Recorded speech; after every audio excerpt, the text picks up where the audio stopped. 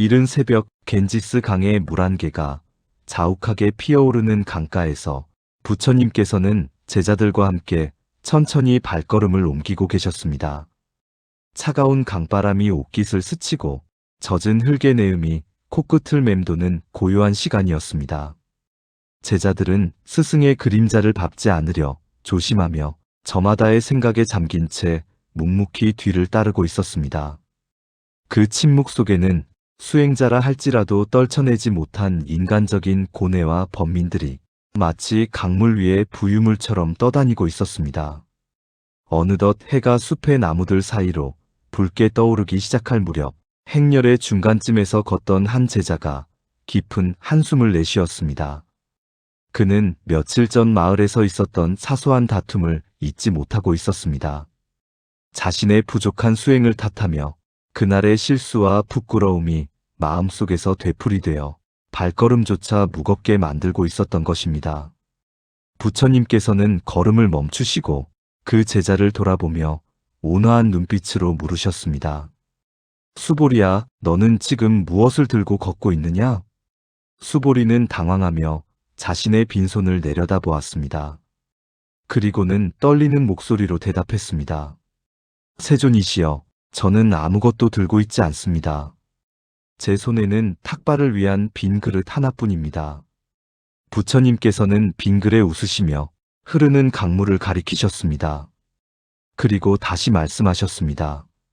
아니다, 너는 지금 눈에 보이지 않는 아주 무거운 짐을 지고 있구나. 어제라는 시간은 이미 강물처럼 흘러갔는데 너는 그 흘러간 물을 다시 손에 쥐려 쓰고 있구나. 내 등에 짊어진 그 후회라는 짐이 너의 오늘을 짓누르고 있지 않느냐? 부처님께서는 강가에 놓인 커다란 통나무 하나를 가리키며 말씀을 이으셨습니다. 보아라, 저 강을 건너기 위해 뗏목이 필요했다 하여 강을 다 건넌 후에도 뗏목을 머리에 이고 가는 사람이 있다면 너는 그를 지혜롭다 하겠느냐? 수보리는 그제야 깨달은 듯 고개를 숙였습니다. 아닙니다, 세존이시여. 강을 건넜으면 뗏목은 강가에 두고 가야 합니다. 그것을 지고 가는 것은 어리석은 일입니다. 그렇다, 과거의 실수와 후회는 강을 건네준 뗏목과 같다. 그것이 너에게 깨달음을 주었다면 그것으로 충분하다. 이미 지나간 일을 마음속에서 계속 붙잡고 있는 것은 무거운 뗏목을 지고 산을 오르는 것과 같으니 그 고통은 누구의 탓도 아닌 바로 네가 만든 것이니라. 이제 그 뗏목을 내려놓아라. 그래야 비로소 가벼운 발걸음으로 오늘이라는 길을 걸을 수 있느니라. 이야기를 듣고 계신 여러분, 여러분의 등 뒤에는 지금 무엇이 매달려 있습니까? 혹시 어제 했던 말실수, 며칠 전 누군가에게 들었던 서운한 말, 혹은 몇 년 전의 뼈아픈 실패가 여전히 여러분의 어깨를 짓누르고 있지는 않으신가요? 우리는 종종 육체의 피로보다 지나간 시간에 대한 미련 때문에 더 큰 피로를 느낍니다. 잠자리에 누워서도 이불을 걷어차며 그때 왜 그랬을까를 되뇌고 이미 끝난 상황을 머릿속에서 수십 번, 수백 번 다시 재생하며 스스로를 괴롭힙니다. 부처님께서는 이것을 두 번째 화살이라고 하셨습니다. 살면서 실수라는 첫 번째 화살을 맞는 것은 피할 수 없지만 그것을 계속 생각하며 스스로에게 쏘아대는 후회라는 두 번째 화살은 우리가 선택하지 않으면 맞지 않을 수 있는 고통입니다. 오늘 하루를 행복하게 만드는 첫 번째 지혜는 바로 내려놓음입니다. 뗏목은 강을 건너는 도구일 뿐 짊어지고 가야 할 목적지가 아닙니다. 여러분의 과거가 실수투성이었든 혹은 영광스러웠든 그것은 이미 흘러간 강물입니다. 오늘 아침 눈을 떴다면 어제의 짐은 어제의 시간에 두고 나오십시오. 후회가 찾아올 때마다 마음속으로 조용히 외치세요. 이것은 뗏목이다. 나는 이미 강을 건넜다. 그 단순한 알아차림만으로도 여러분의 오늘은 훨씬 더 가볍고 자유로워질 것입니다.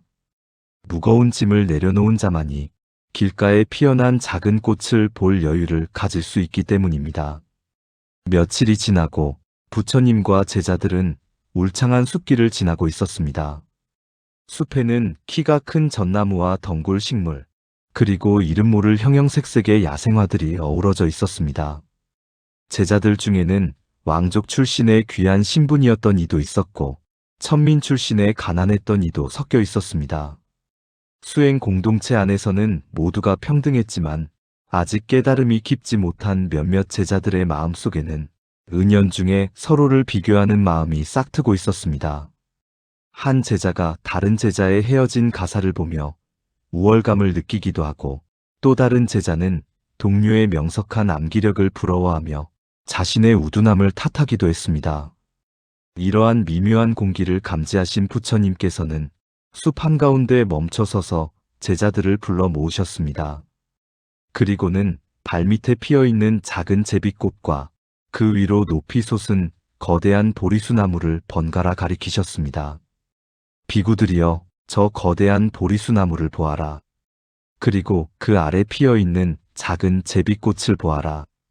보리수나무가 제비꽃을 보며 너는 왜 나처럼 크지 못하느냐고 비웃는 소리를 들어본 적이 있느냐? 혹은 제비꽃이 보리수나무를 보며 나는 왜 저토록 높이 자라지 못하는가 하고 슬퍼하며 시들어가는 것을 본 적이 있느냐? 제자들은 고개를 저으며 대답했습니다. 없습니다, 세존이시여. 나무와 꽃은 그저 제 모습대로 살아가고 있을 뿐입니다. 부처님께서 고개를 끄덕이며 말씀하셨습니다. 그러하다 숲의 생명들은 남과 자신을 비교하지 않는다. 장미는 장미로서 향기롭고 연꽃은 연꽃으로서 청정하다. 그들은 그저 자신의 뿌리를 깊이 내리고 자신에게 허락된 햇살과 비를 맞으며 오직 자신의 꽃을 피우는 데에만 전념한다. 그런데 어찌하여 너희는 너희 자신으로 존재하지 못하고 끊임없이 남의 그릇을 곁눈질하며 괴로워하느냐? 부처님께서는 부드럽지만 단호한 목소리로 덧붙이셨습니다. 남보다 잘나고 싶은 마음, 남보다 못하다는 열등감, 이 비교하는 마음이야말로 너희의 오늘을 지옥으로 만드는 가장 큰 불신이라. 너는 너로서 온전하고 그는 그로서 온전하다. 비교를 멈추는 순간 너희는 비로소 너희 자신의 삶을 살게 될 것이다. 이야기를 듣고 계신 여러분, 여러분의 시선은 지금 어디를 향해 있습니까? 혹시 스마트폰 화면 속 타인의 화려한 삶을 들여다보며 나의 소박한 일상을 초라하게 느끼고 있지는 않으신가요? 친구의 승진 소식에, 지인의 대박난 투자 이야기에 겉으로는 축하를 보내면서도 속으로는 씁쓸한 패배감을 삼키고 있지는 않으신가요? 현대 사회는 우리에게 끊임없이 비교를 강요합니다. 더 좋은 차, 더 넓은 집, 더 젊은 외모를 가지지 않으면 불행한 것처럼 우리를 몰아세웁니다. 하지만 부처님의 말씀처럼 비교는 우리의 영혼을 갉아먹는 독입니다. 내가 가진 소중한 것들은 남과 비교하는 순간 빛을 잃습니다. 내 아이의 건강한 웃음은 엄친아의 성적표와 비교하는 순간 부족해 보이고, 남편의 따뜻한 위로는 친구 남편의 연봉과 비교하는 순간 초라해 보입니다. 이것은 세상이 바뀐 것이 아니라 내 마음의 렌즈가 비교라는 왜곡된 필터를 끼웠기 때문입니다. 오늘 하루를 행복하게 만드는 두 번째 지혜는 비교하지 않는 자족입니다. 숲속의 나무들은 옆 나무가 얼마나 자라든 상관하지 않고 오직 자신의 나이테를 늘려가는 데 집중합니다. 여러분도 여러분만의 속도와 리듬이 있습니다. 남들의 시간표에 내 인생을 맞추려 하지 마세요. 오늘 여러분이 먹은 따뜻한 밥 한 끼, 여러분이 나눈 다정한 대화, 여러분이 땀 흘려 일한 그 시간 자체는 그 누구의 삶과도 바꿀 수 없는 고귀한 여러분의 것입니다. 누군가를 부러워하는 마음이 들 때마다 시선을 돌려 내 발밑에 핀 꽃을 보세요. 나에게는 나만의 향기가 있다. 그렇게 되뇌는 순간 질투와 열등감으로 요동치던 마음의 물결이 잔잔해지고 비로소 나 자신이 사랑스러워 보이기 시작할 것입니다. 계절이 바뀌어 어느덧 우기가 시작되었습니다. 갑작스럽게 쏟아지는 폭우를 피해 부처님과 제자들은 오래된 동굴로 몸을 피했습니다. 밖은 천둥 번개가 치고 거센 비바람이 몰아치며 세상이 뒤집힐 듯 요란했습니다. 동굴 안의 제자들은 불안한 표정으로 밖을 내다보았습니다. 내일 탁발은 어떻게 해야 할지, 강물이 불어나 길이 끊기지는 않을지, 앞으로의 여정은 무사할지, 온갖 걱정들이 제자들의 마음을 잠식해 들어갔습니다. 한 제자가 근심 가득한 얼굴로 부처님께 여쭈었습니다. 세존이시여, 비가 이토록 거세게 내리니 걱정이 태산 같습니다. 만약 내일도 비가 그치지 않는다면 저희는 굶어야 할 것이고, 마을로 가는 다리가 떠내려간다면 저희는 고립될 것입니다. 앞날이 이토록 캄캄하니 마음이 편치 않습니다. 부처님께서는 타오르는 모닥불을 조용히 응시하시다가 옆에 놓인 작은 기름 등불을 가리키며 말씀하셨습니다. 이 등불을 보아라. 이 불꽃은 오직 지금 이 순간의 기름을 태우며 빛나고 있느냐, 아니면 내일 태울 기름을 미리 걱정하며 타고 있느냐? 제자는 잠시 생각하다 대답했습니다. 지금 심지에 닿은 기름만을 태우며 빛나고 있습니다. 그렇다. 등불은 내일의 바람을 미리 걱정하여 꺼지지 않으며 내일의 어둠을 미리 밝히려고 무리하게 타오르지도 않는다. 오직 지금 이 순간 자신에게 주어진 찰나를 태우며 주변을 밝힐 뿐이다. 그런데 너희는 어찌하여 아직 오지 않은 내일의 비바람을 오늘 미리 맞으며 떨고 있느냐? 부처님께서는 동굴 밖의 빗소리에 귀를 기울이며 말씀을 이으셨습니다. 내일 비가 오면 그때 비를 피하면 되고, 길이 끊기면 그때 다른 길을 찾으면 된다. 아직 일어나지 않은 일을 미리 당겨와서 괴로워하는 것은 맑은 날에 우산을 펴고 걷는 것과 같이 우스운 일이다. 미래는 너희의 생각 속에만 존재하는 허상일 뿐, 너희가 살 수 있는 시간은 오직 지금, 여기, 이 순간뿐임을 명심하여라. 이야기를 듣고 계신 여러분, 여러분의 마음은 지금 어디에 가 있습니까? 혹시 몸은 이곳에 있지만 마음은 1년 뒤, 10년 뒤의 미래를 헤매며 불안해하고 있지 않으신가요? 노후 준비는 어떡하지? 건강이 나빠지면 어쩌지? 아이들이 잘못되면 어쩌지? 우리는 수많은 만약에라는 질문을 던지며 스스로를 공포의 감옥에 가둡니다. 심리학자들의 연구에 따르면 우리가 하는 걱정의 90% 이상은 실제로 일어나지 않거나 우리가 통제할 수 없는 일들이라고 합니다. 즉, 우리는 실체 없는 유령과 싸우느라 오늘 누려야 할 평화를 낭비하고 있는 셈입니다. 부처님께서는 이것을 독화살을 맞은 자의 비유로도 설명하셨습니다. 독화살을 맞았다면 당장 그 화살을 뽑고 치료하는 것이 급선무입니다. 그런데 우리는 누가 쏘았을까? 내일 또 맞으면 어떡하지? 를 고민하느라 정작 상처를 치료할 시간을 놓치고 있습니다. 오늘 하루를 행복하게 만드는 세 번째 지혜는 지금 이 순간에 머무르기입니다. 불안이 습격해올 때 여러분의 호흡으로 돌아오세요. 지금 코끝을 스치는 공기의 느낌, 발바닥에 닿는 땅의 감각, 귓가에 들리는 소리에 집중해 보세요. 미래라는 거대한 파도는 내가 통제할 수 없지만 지금 내 앞에 놓인 찻잔 하나, 지금 마주한 사람의 눈빛 하나는 온전히 내가 감당할 수 있는 현실입니다. 내일의 걱정은 내일의 나에게 맡기세요. 내일의 나는 오늘의 나보다 더 지혜로울 것입니다. 오늘 여러분이 할 일은 미래를 미리 살아내는 것이 아니라 오늘이라는 등불을 충실히 밝히는 것뿐입니다. 비가 그치고 며칠 뒤 부처님의 일행은 어느 큰 마을에 도착했습니다. 많은 사람들이 부처님의 가르침을 듣기 위해 모여들었지만 모든 이가 부처님을 환영한 것은 아니었습니다. 다른 교단을 따르던 한 무리의 사람들이 부처님 앞을 가로막고 입에 담지 못할 험한 욕설을 퍼붓기 시작했습니다. 그들은 부처님을 사기꾼이라 매도하고 제자들을 비웃으며 모욕을 주었습니다. 젊은 제자들은 분노로 얼굴이 붉어졌습니다. 당장이라도 달려나가 그들의 무례함을 꾸짖고 싶어 주먹을 불끈 쥐었습니다. 하지만 부처님께서는 마치 산들바람을 맞는 거목처럼 표정 하나 변하지 않고 그들의 욕설을 가만히 듣고만 계셨습니다. 한참을 떠들던 욕설꾼들은 부처님이 아무런 대꾸도 하지 않자 오히려 지쳐서 입을 다물었습니다. 그때 부처님께서 그들 중 우두머리에게 조용히 물으셨습니다. 여보시오, 그대가 누군가에게 선물을 주었는데 그 사람이 그 선물을 받지 않는다면 그 선물은 누구의 것이오?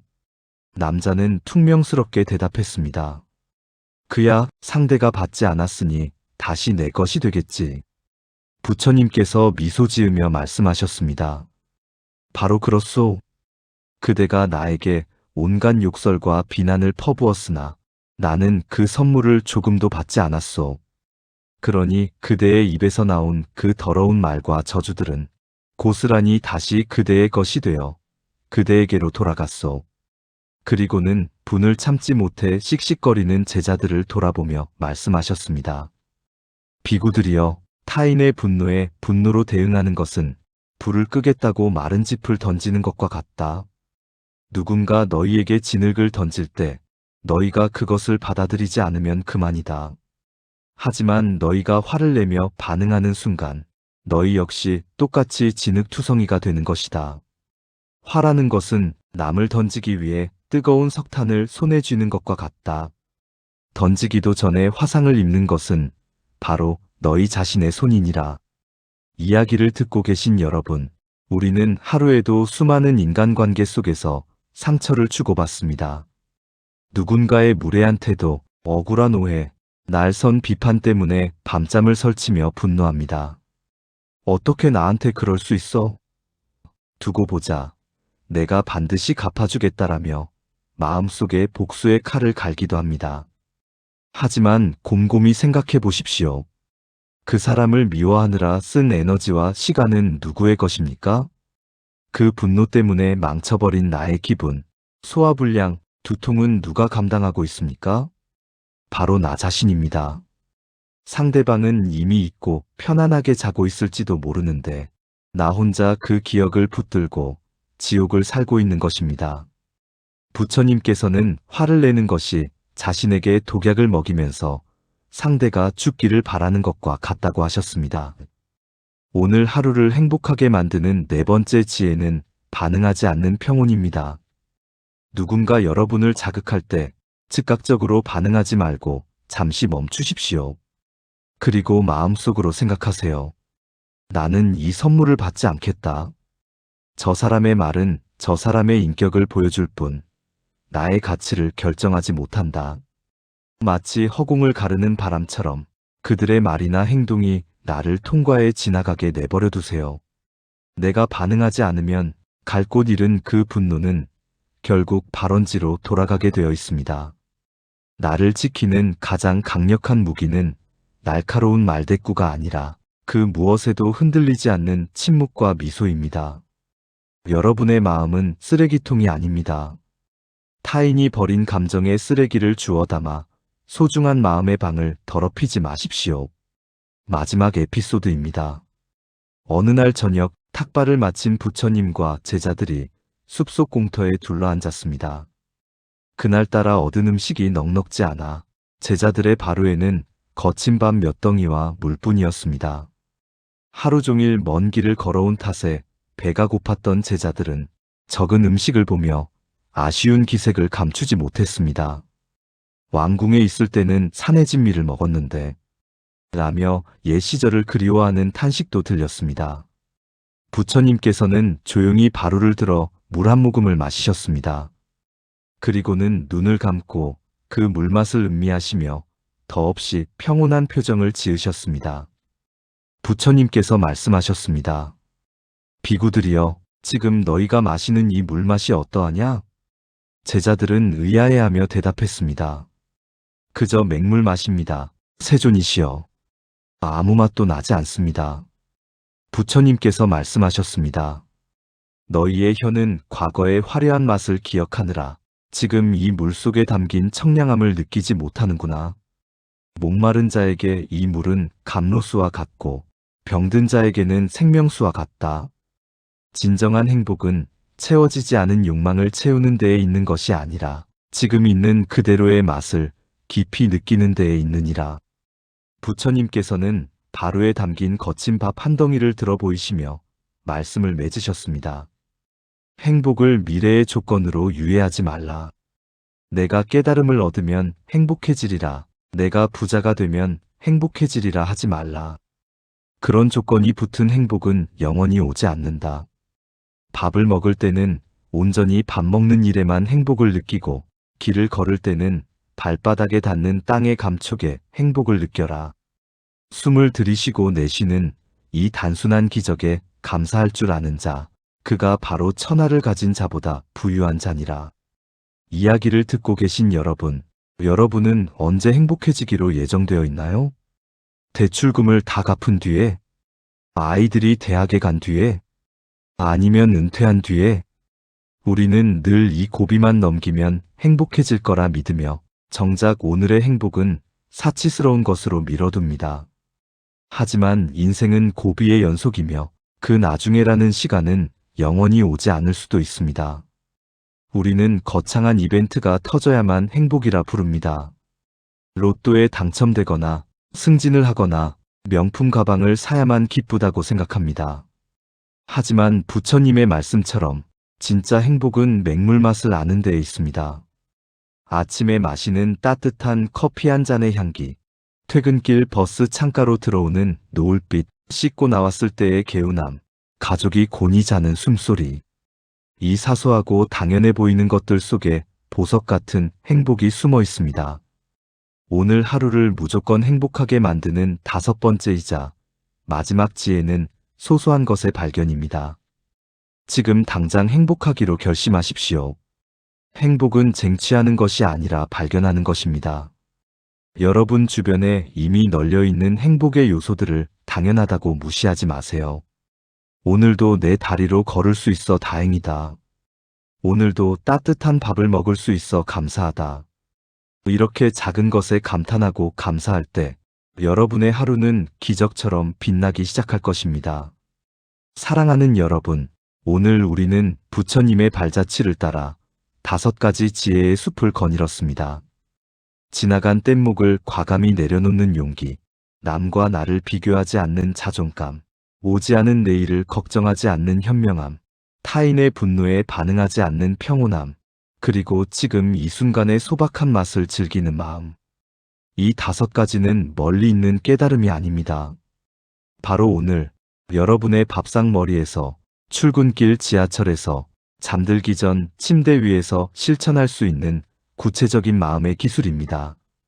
오늘 하루 혹시 힘든 일이 닥치더라도 잠시 눈을 감고 생각해 보세요. 이것 또한 지나가는 구름이다. 그리고 내 마음의 하늘은 본래 푸르고 청정함을 기억하세요. 구름은 하늘을 가릴 수 있어도 하늘을 없앨 수는 없습니다.